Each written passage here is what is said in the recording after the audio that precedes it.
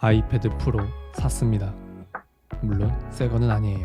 30대 유부남의 소소한 리뷰 리우남입니다. 얼마 전 올린 짜플 펜슬 영상에서 아이패드 프로 중고를 구매했다고 어렴풋이 말씀드렸는데요. 제가 구매한 모델은 아이패드 프로 M1 11인치 중고이고 당근마켓을 통해 70만원에 구매했습니다. 오늘은 아이패드 에어, 미니, 일반을 거쳐 왜 결국 프로로 넘어왔는지, 그리고 왜 중고로 구매했는지 5가지 이유에 대해 말씀드려보려고 합니다. 비록 중고 모델이긴 하지만 아이패드 모든 라인업을 사용하고서 말씀드리는 주관적인 후기이니 현재 아이패드 프로 구매를 생각 중이시라면 오늘 내용 참고하시면 좋을 것 같습니다. 본격적인 시작에 앞서서 구독과 좋아요 한 번씩 부탁드립니다. 영상 제작에 큰 힘이 됩니다.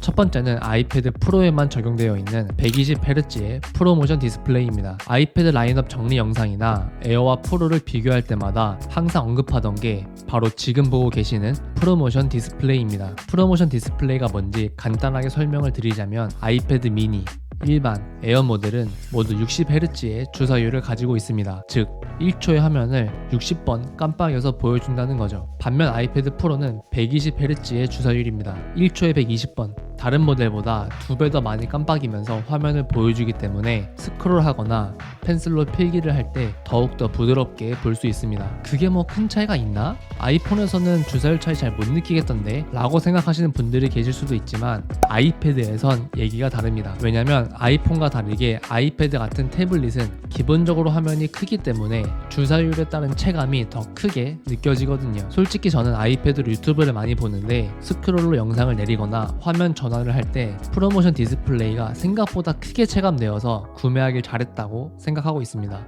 하루 이틀 정도 쓰다가 비교 영상을 찍으려고 다시 예전 일반 아이패드 모델을 꺼냈는데 역체감이 너무 심하더라고요. 올해 출시된 아이패드 에어 12.9인치에 프로모션 디스플레이를 넣어줄진 모르겠지만 아마 끝 나누기를 위해서 당분간은 프로만의 전유물로 남지 않을까 싶습니다. 두 번째는 쿼드 스피커입니다. 아이패드 프로를 제외한 모델들은 가로 방향 스테레오 스피커를 탑재하고 있고 아이패드 프로만 4개의 쿼드 스피커를 탑재하고 있습니다. 외부에서 아이패드를 주로 사용한다면 스피커로 소리를 들을 일이 별로 없겠지만 저는 주로 집에서 사용하기 때문에 스피커로 들을 일이 많았는데요. 쿼드 스피커에 대한 짧은 소감을 말씀드려 볼게요. 살짝 오버하면 별도의 스피커가 따로 필요 없을 정도입니다. 제 삶의 낙 중 하나는 주말에 잔잔한 음악을 틀어놓고서 간 내린 따뜻한 아메리카노와 함께 책을 읽는 건데요. 원래는 블루투스 스피커로 음악을 틀었습니다. 그러다가 맥북을 구매하면서 블루투스 스피커를 팔아버렸고 한동안 맥북으로 음악을 들었어요. 맥북의 스피커 성능도 정말 좋거든요. 그런데 아이패드 프로를 구매하고 난 뒤로는 얘로만 음악을 틀게 되었습니다. 스피커 성능이야 뭐 말할 것도 없고 맥북보다 휴대성도 더 좋으니까 자꾸 손이 가게 됐습니다. 그럼 사운드 비교 한번 듣고 올게요.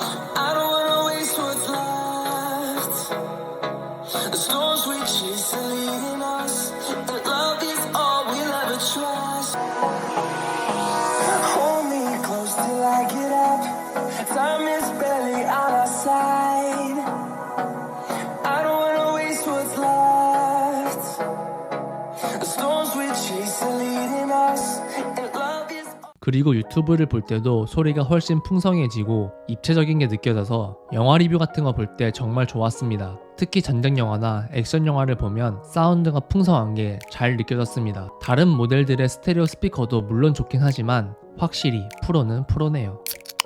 세 번째는 가성비입니다. 제가 아이패드 프로를 신품이 아닌 중고로 구매한 이유도 가성비 때문인데요. 아이패드 프로, 아이폰 프로, 맥북 프로가 성능으로 보나 활용도로 보나 일반 모델들보다 더 좋은 건 모두가 아는 사실입니다. 그런데 문제는 사악한 가격이죠. 애플에서 프로라는 이름이 붙으면 가격이 갑자기 천장을 뚫어버립니다. 아이패드만 해도 에어 기본형 모델은 90만원부터 시작인데 프로는 120만원대부터 시작이죠. 자금적으로 여유만 된다면 프로를 그냥 질러버리면 되겠지만 식품 물가 상승률이 세계 3위를 기록하고 있는 요즘에 100만원이 넘는 돈을 한 방에 팍팍 쓰기란 생각보다 쉽지 않습니다. 아이패드 프로 중고 중에서 M1을 선택한 이유도 가격 대비 성능이 좋다고 생각했기 때문입니다. 더 자세히 말하면 가격보단 성능에 좀 더 포커스를 맞췄어요.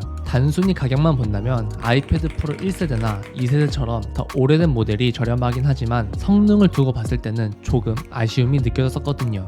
단순히 유튜브만 볼 거라면 상관없지만 전 생산성 목적으로도 사용할 생각이 있어서 어느 정도의 성능은 챙기려고 했습니다. 예전 아이패드 중고 영상에서도 말씀드렸지만 보통 감가상각은 출시가 되고 나서 얼마 되지 않은 시점에 많이 발생하게 됩니다. 그래서 아이패드 프로의 직전 모델인 M1 모델이 가격 대비 성능이 좋을 거라는 판단을 내렸죠. 제가 처음에 생각했던 가격대보단 조금 높긴 했지만 한 세대 전인 3세대보다 10만원 정도밖에 차이가 안 나서 M1 칩셋의 상징성을 보고 구매하게 됐습니다. 최근 본업일이 너무 바빠서 아이패드 프로를 헤비하게 사용한 적은 없는데 아직까지 당연하게도 성능에 대한 아쉬움은 전혀 없었습니다. 아이패드 프로는 비싼 넷플릭스 기기로 전락하기도 하지만 어떻게 쓰냐에 따라서 생산성 향상도 기대해 볼 수 있습니다. 저는 홈화면에 개인적인 목표나 해야 할 일들을 한눈에 보기 쉽게 정리하고 사이드카 기능을 활용해서 보조 모니터로 사용하기도 합니다. 그리고 그동안 종이로 된 두꺼운 다이어리를 사용하고 있었는데 이것도 은근히 자리를 차지하는 것 같아서 아이패드로 넘어가려고 합니다. 근데 솔직히 아이패드 프로만 생산성 향상 목적으로 사용 가능한 건 아니고 에어나 일반 모델들도 충분히 활용할 수 있는 건 사실입니다. 다만 확실히 아이패드 프로를 쓰게 되니까 뭔가 본전을 뽑고 싶다는 생각이 들더라고요. 이것저것 어플들을 다운받아 보고 나한테 더 최적화해서 사용하고 싶고 프로로 단순히 유튜브만 보기에는 좀 아까운데 하는 생각이 들게 됩니다. 멍 때리다가 순간적인 아이디어가 떠올랐을 때 프리폼으로 브레인스토밍 하기도 하고 홈화면에 목표를 적어두고서 해야 할 일들을 미루고 싶을 때 마음을 다잡기도 합니다. 물론 단순히 프리폼, 홈화면 세팅 말고도 아이패드로 생산성을 높이는 방법은 너무 많고 사용되는 어플들도 정말 많기 때문에 이 부분은 나중에 따로 영상을 제작하도록 하겠습니다. 마지막 5번째는 용량입니다. 아이패드 프로는 가장 작은 용량이 128GB부터 시작이고 프로와 가장 많이 고민하는 에어는 64GB와 256GB로 구성되어 있습니다. 물론 64GB도 정리만 잘한다면 충분히 잘 활용할 수 있긴 한데 저는 아이패드로 간단한 영상 편집도 할 생각이었습니다. 그런데 주로 4K로 촬영하다 보니까 에어의 64GB는 너무 빠듯할 것 같다는 생각이 들더라고요. 그렇다고 256GB를 가자니 너무 과할 것 같고 딱 그 가운데인 128GB의 프로 용량이 적당하다고 판단했습니다. 그리고 학업용으로 아이패드를 구매하는 분들도 많으실 텐데 전공서적 PDF 용량이 크거나 혹은 자료 하나하나의 크기가 크다면 128GB를 고려해보는 것도 좋을 것 같아요. 다시 한번 말씀드리지만 용량 관리에 자신이 있으시다면 64GB도 충분하실 겁니다. 오늘은 출시한 지 3년이 지난 아이패드 프로 M1 모델을 중고로 구입한 이유 5가지에 대해 말씀드려 봤습니다. 전 이상하게 맥북이나 아이폰은 중고 구매가 조금 꺼려지는데 아이패드만큼은 오히려 신품보다 중고가 끌리는 것 같아요. 가격도 착하고 태블릿 특성상 성능 차이를 체감할 만큼의 활동을 안 해서 그런 것 같습니다. 오늘도 제 영상이 여러분께 도움이 되었기를 바라며 저는 다음에도 유익한 내용으로 찾아오도록 하겠습니다. 감사합니다.